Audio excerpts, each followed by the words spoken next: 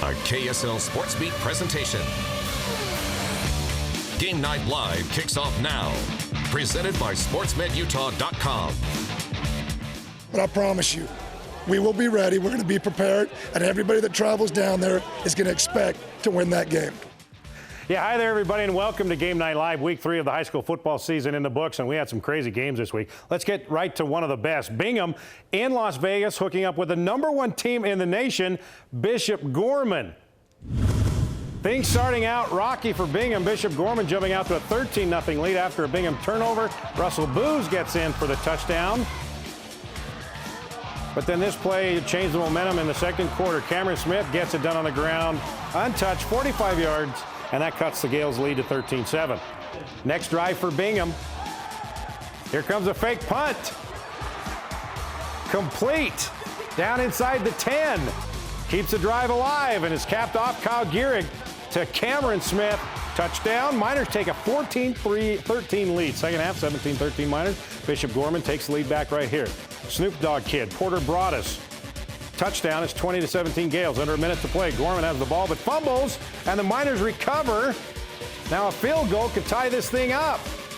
Chaden Johnson, 47-yarder. It's up and it's good. We go to overtime. And in OT, Miners hold Bishop Gorman to a field goal. They need a touchdown right here to win it. Gehrig sacked. Fumbles, ball game over. Heartbreak City in Las Vegas. Miners almost pull off the big upset of the #1 team in the nation, but they lose in overtime, 23-20. Okay, back here in Utah, a matchup of two offenses that need plenty of light bulbs for the scoreboard if they still use light bulbs. Jordan, #3 in our KSL coaches poll in 5A at Pleasant Grove. Vikings ranked 4th in our poll, both averaging over 35 points in their first 2 games. So, yeah, expect the scoreboard to be lit up. First quarter, Coleman Edwards finds the pylon right here. That's his second touchdown of the game. It's 14-0 PG. But you know he's coming back. Jordan, Austin Kafensis. A.J. Townsend, 11 yards, cuts the lead to 7. Second quarter, after picking off Kafensis, the Vikings will capitalize. Hayden Pettis, 19-yard touchdown. Pleasant Grove up 20-7. But Jordan, here they come. Kafensis going up top again. Deep this time, Nate Maurer, 50-yard touchdown. Jordan takes a 21-20 lead. 3 minutes left in the quarter. PG quarterback Christian Miller looking, and finding Edwards, and he'll do the rest. 2-point conversion is good. It's 28-21 PG. However, right before the half is finished, Kafensis. There he goes. A 63-yard run to close the half. They missed the extra point. 28-27 Vikings at the half. Third quarter, Jordan leading by 3 now. This is 4th and 20 for PG. Miller completes it to Jacob Doman. Somehow stays on his feet and goes in for the 38-yard touchdown. A 4-point PG lead.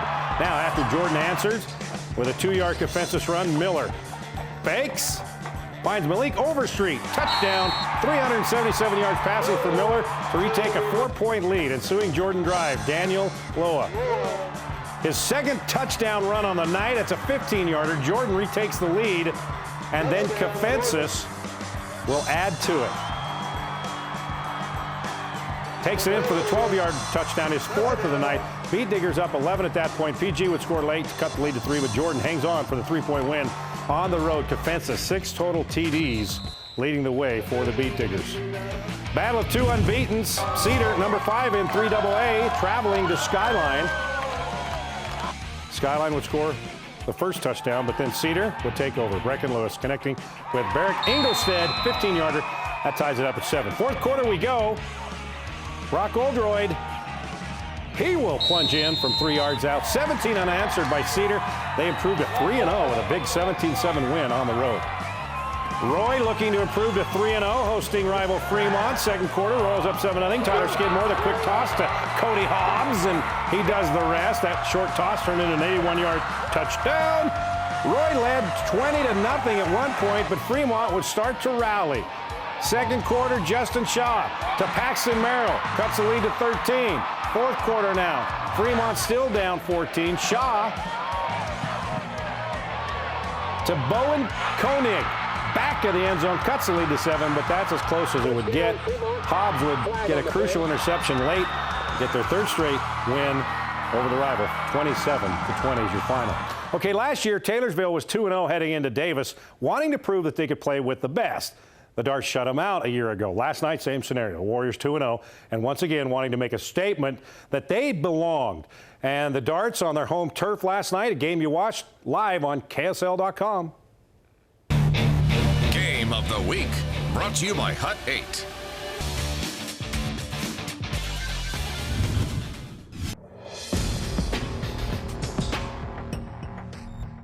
Glad to have you aboard tonight. Beautiful night for football, a little breezy, but not too hot. Tyree Adams right up the middle. Tyree Adams going to the goal line.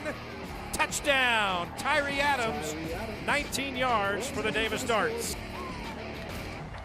Fake the handoff this time. Mau Mau's got it, and Mau Mau loses the football, and now he kicks the football, and Mau Mau is in the end zone, and it's going to be a safety. Christensen fakes the handoff to White. Across the middle, nearly picked off, but then it's caught by Hayden Chisholm, and Chisholm is going to score. What a play by the Davis Darts. Christensen to Chisholm, 72 yards. We have come to the end of the first half, and it's been all Davis. Darts leading the Taylorsville Warriors 19-0. White in the backfield behind Christensen, and Mason White is in for the touchdown, and the Darts now piling on the Taylorsville Warriors. Christensen hands off to his running back, has some room, and he's got a lot of room now. Tyree Adams, he is going to the end zone, and Tyree Adams takes it all the way down to the 1-yard line. And so that will do it in what Taylorsville was hoping to be a statement game for them. Anything but. Davis coming into Taylorsville and making a statement of its own, getting the win, shutting them out for the second straight year. 33-0 is your final. They are a good team, and they fight and they play every down. They play 4 quarters, and so we came in here with the mindset that we needed to go play 4 quarters, and that's what we did. And it was good for our offense too, kind of get things going and everything. And it was also good for our D, to get a stop and get a shutout like this, not put any points on the board. So, it was a solid game for us. It was good for us. So it turned out to be the same result as last season. However, if you remember back to last year, after that loss to Davis, Taylorsville went on to win a region title for the first time in 14 years. All right, elsewhere, Logan at Bountiful, and the Braves were shorthanded in this one. Their star running back, Houston Hamuli, out with a high ankle sprain. Logan would score 28 straight in the first half. Bountiful trying to catch up. Jake Lindsay connects with Larson Brooks. That's a 25-yard touchdown. Logan still led 28-14 at the half. They put it away right here in the third quarter. Chad Artis turns on a short pass into a big game, or a big gain, that is, and a touchdown. Artis, the Utah State commit, had a big night, 3 touchdowns. Grizzlies get a big win on the road. Tim View, fresh off a win in California, facing Alta at home. All T-Birds, Tristan Bradley. Big man running in for the touchdown, 7-0 T-View. Britton Covey then would get to work. That pass is hauled in by Jordan Espinoza, and that's a 65-yard touchdown. Now, if you can sum up the game for Alta, it'd be this play. This will do it. Covey, he's not going down. I called him a skeeter bug last year. He didn't seem to mind. Samson Akua, 47-yard touchdown. Thunderbirds get the win over the Hawks. 28-12 is your final. Harriman ranked 5th in 5A in our KSL coaches poll, hosting Hunter. Harriman already up 7-0. Hunter trying to keep pace. McKay Medlinger connects with basketball star Nora Tungai for the big game, but the drive ended in a missed field goal. Hunter driving again, but Harriman bringing the heat. Dylan Bennett forces the fumble. Cody Jarvis picks it up, and he's in for the touchdown. Harriman bounces back after the loss to Bingham with the big win. Salem Hills with one of the blue chippers in the state, Porter Gustin, at Juab. But the Wasps have Nick Robbins. He's pretty good arm as well. To Dedrick Davidson. Keeps the feet in bounds. 7-0 Juab. Lead did not last long, however. On the kickoff, Jordan Taylor. I guess you don't want to kick to this dude. Takes it back, and he's gone 88 yards. And we are tied. Second quarter, here comes Porter Gustin. Being recruited as a linebacker, but he plays quarterback here. Finds Trevor Gasser, and Gasser turns on the gas, 42 yards, and that's a touchdown. Second half, now 21-7 Skyhawks. Gustin to Neil Davis. That's a 28-yarder. Salem Hills remaining undefeated. Jordan Taylor took another kickoff to the house, too. They face Timpview next week in a big-time showdown. Okay, plenty of highlights still to come, including one of the oldest rivalries in the state. I love it when people tell me I can't. I love that. That fuels my fire. And the story of Matt Beecher. You think you can't do something? Well, take a look at what Matt's doing. That story coming up next. And welcome back to Game Night Live. Davis Junior linebacker Matt Beecher was born without a left forearm. Well, that fact hasn't kept him from enjoying his passion, the game of football. By doing so, he is making his team better and showing other kids with similar disabilities that it doesn't have to keep them from realizing their dreams. Jeremiah Jensen has Matt's story. I love it when people tell me I can't. I love that. That fuels my fire, you know? Matt Beecher was taught at an early age that if he was going to achieve his goals, he had to work harder than everyone else. If there's somebody that's equal to you, guess who they're going to choose to be on their team? It's the kid with two hands. So you got to be even better. He knows he has to be better than the next kid to kind of earn a spot in whatever he's doing. He's embraced the challenge of competing in sports despite his disability. Basketball, track and field, golf, and his favorite sport, football. It's the best. I love everything about football. I mean, every Saturday I just sit down and watch college football all day. I love high school football. I love Davis football. BYU football is my favorite. I love the sport. I love the competitiveness. Everything about it is fantastic. Matt brings that passion to practice every day.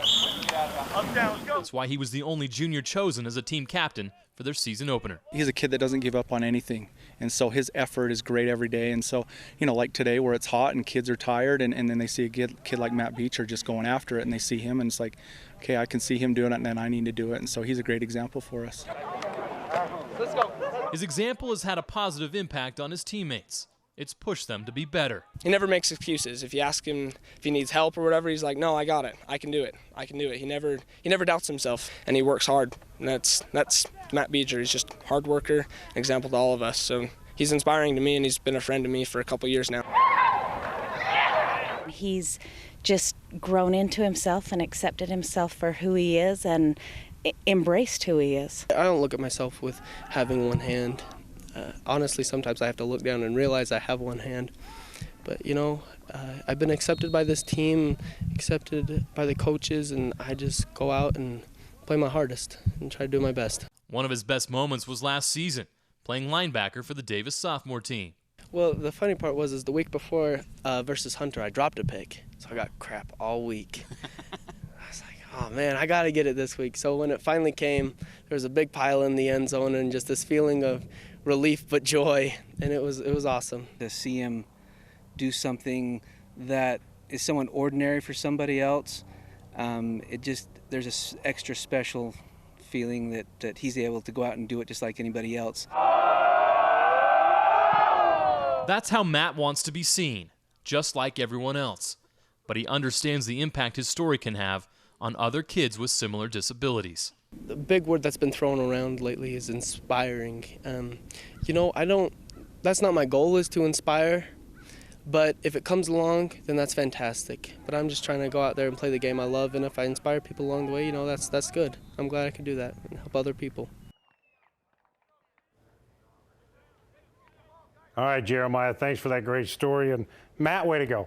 Hey, the state's longest uninterrupted rivalry taking place last night, 94th meeting of Bear River and Box Elder. And as one who has played in this rivalry, it means everything with only 2 schools in this county, and that was 32 years ago, but it still means everything. Second quarter, Bear River up 3 until Casey Stevens for the Bees will take it in from 13 yards out. Bees up 4 at the half. Third quarter, Riley Burt turning on the Burners. 58-yard touchdown run. Box Elder now up 21-13. Fourth quarter, Connor Udy. One of his 2 TD runs. Bees up 21. Bear River would score 2 fourth quarter touchdowns including this 26-yard Gage Kaneko run, but Boxeller would hold on to retain the Golden Spike. 35-24 is your final. Another 5A school making the trip to St. George, Lehigh at Pineview. Panthers dominate with quarterback Colby Wilstead. Hit Steve Bangerter for the one of his 2 touchdowns. Wilstead, 3 passing TDs, 368 total yards. Pineview's defense would shut out the Pioneers for the most part, except for a special teams play. 41-7 is your final. Pineview with the win. Couple games on Thursday night. Duchesne, after 48 straight wins, losing its second straight 20-8 to Carbon. Now Carbon, former Cougar defensive end Jan Jorgensen, his first year as head coach, has the Dinos 3-0. The other game on Thursday, Northridge at Highland. Both the Rams and Knights coming in at 1-1. First quarter, Highland's Thomas Pembroke fighting his way to the end zone. 7-0 Rams. Thomas, 108 yards rushing on the night. Final play of the first quarter, Jake Boren comes in with the old left hand, blocks the punt. Andrew Parkin picks it up. It's a 14-0 Highland lead. Northridge on the board a couple of minutes later. Ben Jackson will punch it across. Cuts the lead to 14-6. Fourth quarter now, the other Pembroke, Thomas's little brother James. Nobody even close to catching him. Highland, 253 yards on the ground, and the Rams get the win on Thursday, 28-6. Prime Time Performers. Brought to you by Sportsman's Warehouse. Okay, our first primetime performer goes to the Harriman defense. They were downright rude host to Hunter, giving up only 14 net yards on 17 carries. That's about 0.8 of a yard per carry. That allowed the Mustangs to run away with the 34-6 win. Royce Tyler Skidmore, 18 for 118 for 20, 297 yards and 2 touchdowns as the Royals moved to 3-0 with the 7-point win. He's not 18 for 130. He was 18 for 30. That's a typo. My bad. But you get the drift. Austin Kafensis makes another appearance in the primetime performers. We tried to keep him out today, but how could we? 32 carries, 227 yards, and another 185 passing. Kafensis responsible for 412 of Jordan's 628 yards of total offense. And we also have to add Pleasant Grove quarterback Christian Miller, 377 yards passing in that loss to the Jordan Beat Diggers. When we come back, the highlight reel. Well, we had plenty of crazy ball games this past week, high scoring and a few overtimes in week 3. So, time to warm up the projector and start the highlight reel. Highlight reel. Brought to you by Southern Utah University.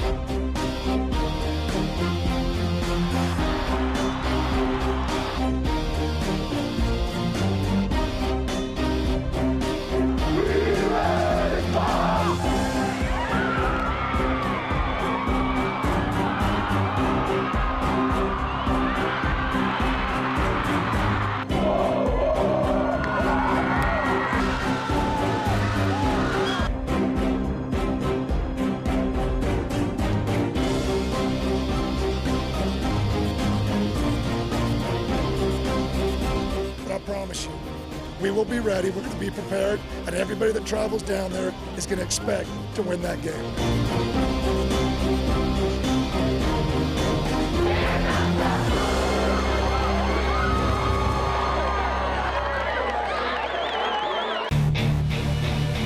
Best dressed of the week. Brought to you by Mr. Mac. Hey, this year we're teaming up with Mr. Mac to find the best dressed student in Utah. Here's how it works. Take a picture of yourself in your best dressed outfit. Of course, that's left to your interpretation. Post it on Twitter or Instagram using hashtag Game Night Spirit. You can follow at Mr. Mac Suits to check out what's trending. And if we pick you as the best dressed, you will win a $50 gift card from Mr. Mac. So come on there, people. Let's see your best dressed outfits, and let's give you $50 from Mr. Mac. All right, that does it for us this week. Week 3 is in the books. Let's do it again next week for Week 4. Should be another great week of high school football. We'll see you then. Bye-bye.